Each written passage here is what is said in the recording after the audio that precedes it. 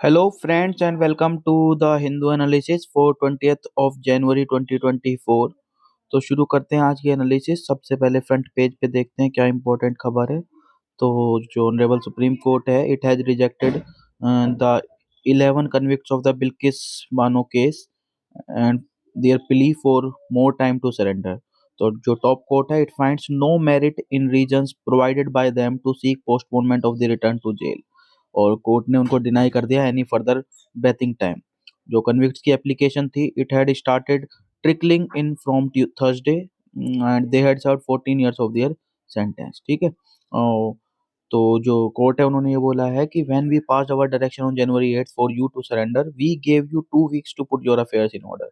वो 2 वीक का टाइम आपको इसीलिए दिया गया था ताकि आप उनको जो है अपने जो भी अफेयर्स हैं उनको आप खत्म कर सकें। और ये उनके नाम है जो भी आप देख सकते हैं, कन्विक्ट्स जो थे 11 केस में। ठीक है। आगे देखिए, the reforms led to India success in sports. ये प्राइम मिनिस्टर मोदी जी ने बोला है और उन्होंने ये बोला है at the inauguration of the 6th edition of the Khelo India youth games. और ये इस बार कहाँ हो रहा है? ये चेन्नई में जो है 6th एडिशन हुआ है खेलो इंडिया यूथ गेम्स का। इतना आपको बस याद रखना है। ठीक है।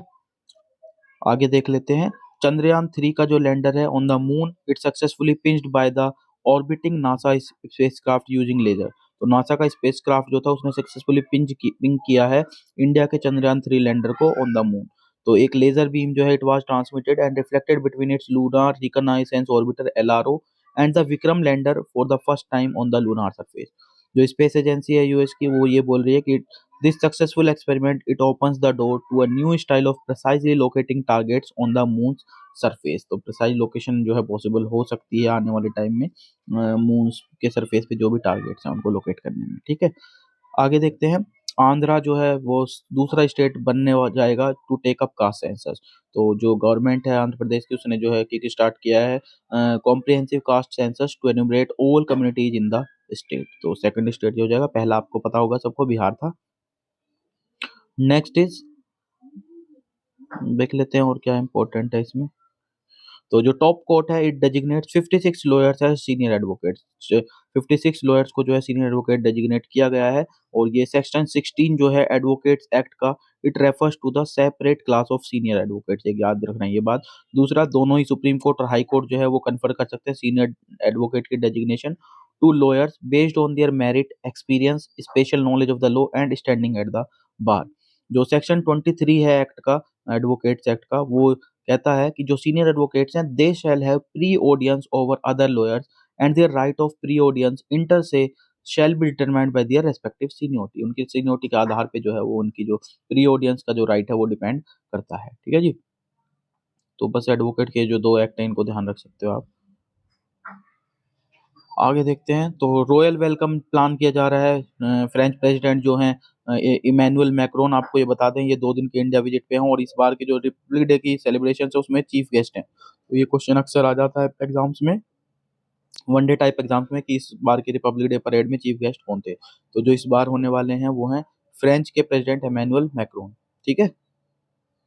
आगे देख लेते हैं, how do you plan to save the great Indian bustard, supreme court asked government. तो सुप्रीम कोर्ट ने जो है डायरेक्ट किया है सेंटर को to come clean by February on its plan to save the critically endangered great Indian bustard. तो ये जो गिब है, ये क्रिटिकली एंडेंजर्ड है, ये आपको ध्यान रखना है। इस पे पहले भी यूपीएससी क्वेश्चन पूछ चुका है। तो ये क्रिटिकली एंडेंजर्ड है और जो गवर्नमेंट है उसको ये बोला है, जो जो 3 जज बेंच थी which was headed by honourable chief justice of India, उन्होंने बोला कि the government has to come out with a plan which would save the bird species from extinction, largely due to collision with high transmission power lines situated in areas in Gujarat and Rajasthan, which also happen to be the natural habitat of the bustard। तो ये natural habitats वाला India में part जो है वो है गुजरात और राजस्थान वाला एरिया। ठीक है जी। आगे एडिटोरियल में देख लेते हैं, गियरिंग अप फॉर चेंज। तो India needs region specific plans to improve climate resilience. तो बेसिकली कॉन्टेक्स्ट में ये है कि जो आईएमडी डिपार्टमेंट है हमारा, इंडियन मेट्रोलॉजिकल डिपार्टमेंट, वो उसका 150th ईयर है इसके एग्जिस्टेंस का। और ये जब कंसीव किया गया था इन कॉलोनियल टाइम्स में, ये कंसीव किया गया था to probe the mysteries of the south west monsoon. लेकिन आज देखते हैं आप, वेदर से रिलेटेड सारी चीजों को जो है ये देखता है, क्लाइमेट और वेदर जो भी है उसको। और इसी के थ्रू जो है वो हमने कल पर भी डाटा पॉइंट में डिस्कस किया था, जो तहसील्स का डाटा था कि तहसील्स में जो मानसून के ट्रेंड को जो है वो हमने जो है एग्जामिन किया था। उस ट्रेंड में एक चीज ये भी निकल के आई थी कि जो कुछ तहसील से राजस्थान, गुजरात और सेंट्रल महाराष्ट्र में and parts of Tamil Nadu, that historically were dry, they are also getting wetter। तो ये भी इसी फाइंडिंग का एक इसमें आया है। और यहाँ पे ये जरूर बोला है ऑथर ने कि जो इंडिया के मानसून्स हैं they are increasingly prone to long dry spells and punctuated by torrential wet spells.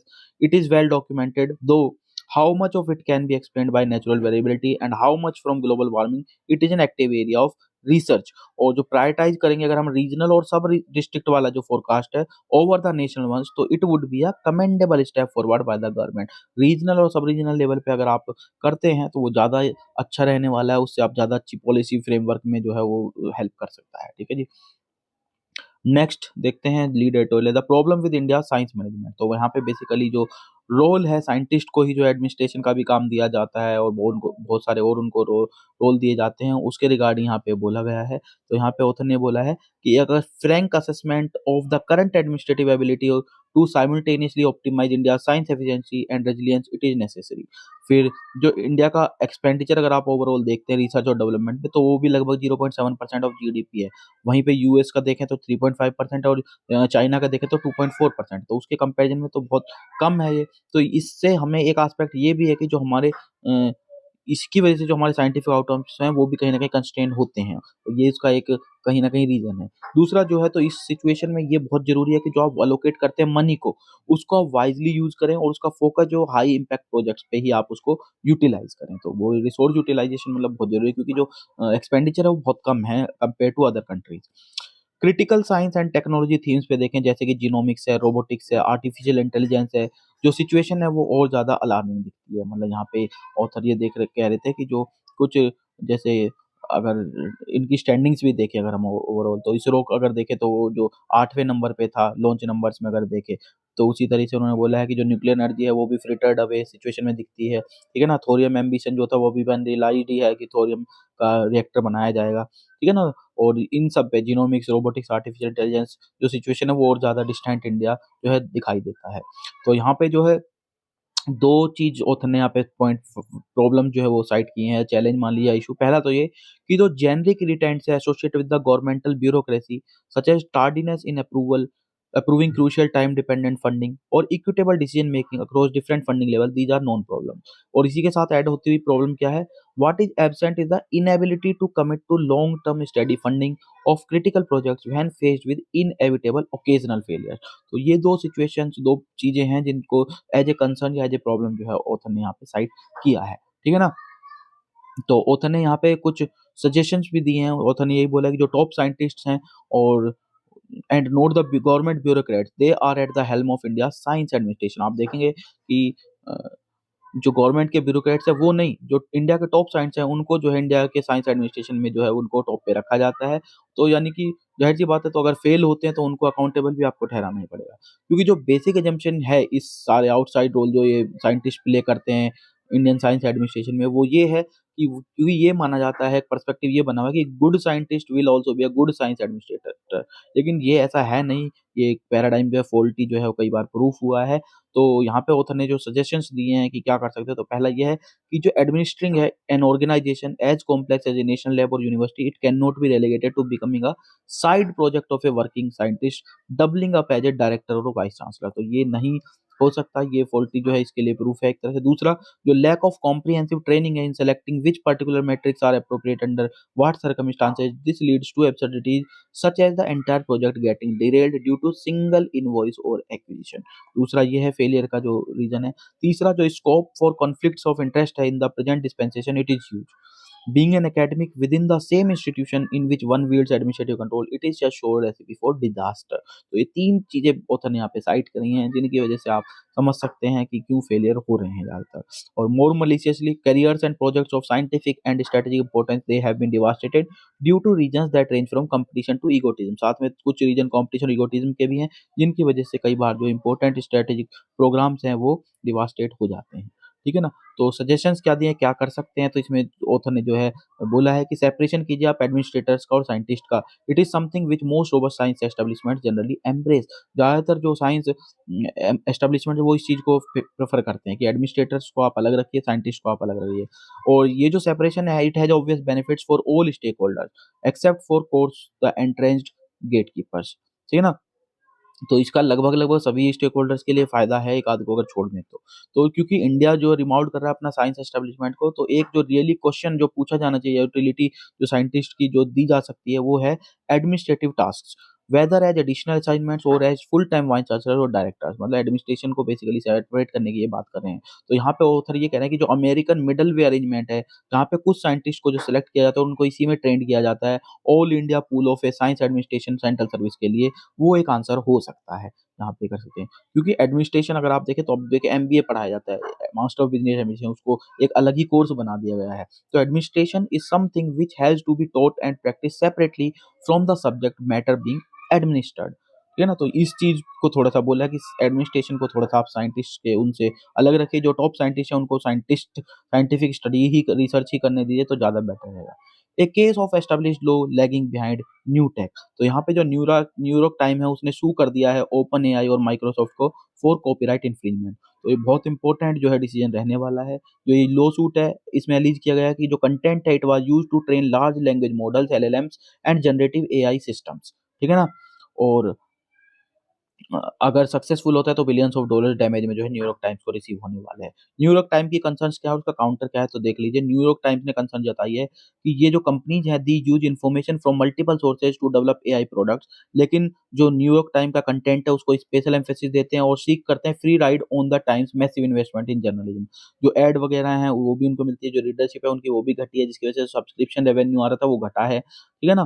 तो जो कंप्लेंट है उसमें ये भी बोला गया है address the problem of AI hallucinations, मतलब इनकरेक्ट मटेरियल जो है वो मिस्टेकनली उसको क्रेडिट कर दिया जाता है द टाइम्स के लिए। तो ये भी एक चीज़ है कि भाई आपको इन जो इनकरेक्ट मटेरियल है वो भी आपके क्रेडिट में आ जा रहा है कि ये उसका है तो इसलिए उसी ने बताया होगा। ठीक है ना? हाउएवर ओपन एआई आर्ग्यूज, जो काउंटर आर्गुमेंट दिया ओपन एआई ने वो दिया है कि since using copyrighted content to train general AI model serves as a new transformative purpose, their action should be permitted in the fair use. ये जो actions है उनके फेयर यूज के अंडर परमिट जो है वो कर देने चाहिए। लेकिन बाकी ऐसा नहीं है ये पहले ही पहला लॉ सूट है। पहले भी लॉ सूट जो हैं वो एआई के अगेंस्ट आए हैं, एआई सर्विसेज के against for using unpaid web content scraping. ठीक है ना? और ये जो जनरेटिव एआई का एरा है, the current lawsuit undoubtedly opens up a new legal frontier. ज़ाहिर-सी बात है, अगर लीगल फ्रंटियर तो खोल दिया है और ये रीडिफाइन करेगा लीगल कंटूर्स को around the intellectual property rights in US और एस्टैब्लिश करेगा global precedents at a time जब most regulatory frameworks including those in India are falling behind. जब गिरते हुए नज़र आए उस टाइम पे एक प्रेसिडेंट तय कर सकता है। ये जो एपिक बैटल होगी ये पुश बटन का काम, जिसमें बेसिकली जो पुश बटन इन्फॉर्मेशन जनरेट हो जाती है एआई के थ्रू, वो अगेंस्ट किसके, लेबर इंटेंसिव जो ह्यूमन एफर्ट्स लग रहे हैं, ह्यूमन न्यूज़ गैदरिंग है उसके अगेंस्ट ये बैटल है। तो जो विन होगी अगर न्यूयॉर्क टाइम्स के लिए तो ये अकम्प्लिश करेगी what legislatures around the world are trying to do, somewhat curb the AI genie. जो एआई का जीनी है उसको कर्ब करने के लिए जो कोशिश की जा रही है लेजिस्लेटर्स की, तो ये जो डिसीजन है ये शायद उसको अकम्प्लिश करने में हेल्प करे। Nevertheless the resolution of this titanic legal dispute if done by a court could significantly shape gen AI's future worldwide, और उसका जनरेटिव एआई का फ्यूचर भी जो है वर्ल्डवाइड तय हो सकता है। सिग्निफिकेंट उसको एक तरह से तय करने में सिग्निफिकेंट रोल रहने वाला है। और notwithstanding, it is necessary for the courts and or legislatures to evolve the laws to account for the constantly changing situation। जो सिचुएशन कॉन्स्टेंटली चेंज हो रही है, क्योंकि आप देखो कॉपीराइट लॉज जो हैं वो बहुत प्रिंटिंग प्रेस के टाइम के हैं, जब जो है उसके अंडर ये एलएम जो लार्ज लैंग्वेज मॉडल्स हैं वो या चैट जीपीटी वगैरह कवर नहीं है। तो चेंजिंग सिचुएशन के हिसाब से जो लेजिस्लेचर्स हैं या कोर्ट्स हैं उनको भी इवॉल्व होना चाहिए, लॉज को भी इवॉल्व होते रहना चाहिए। ये ऑथर ने यहाँ पे सजेस्ट किया है। आगे देखते हैं। यहाँ पे जो नॉर्थ कोरिया उसने under water nuclear weapon system जो है टेस्ट किया है in response to the joint naval exercise, जो अभी वाशिंगटन, सियोल और टोक्यो ने जो है कभी की थी, उसके रिस्पांस में जो है। तो ठीक है ना?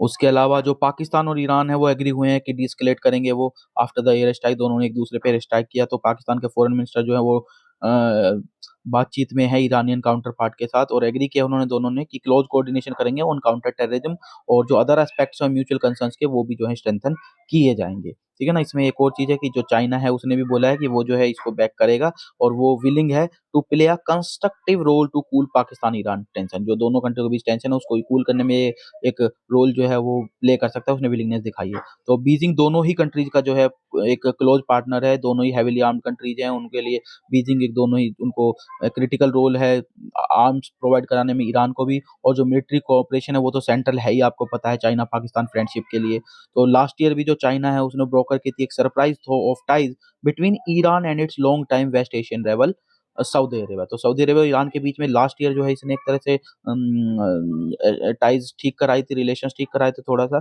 और अब जो है वो विलिंगली कह रहा है कि ये जो ईरान और पाकिस्तान की टेंशन है उनमें भी वो कूल ऑफ करने के लिए जो है वो विलिंगनेस दिखा रहा है।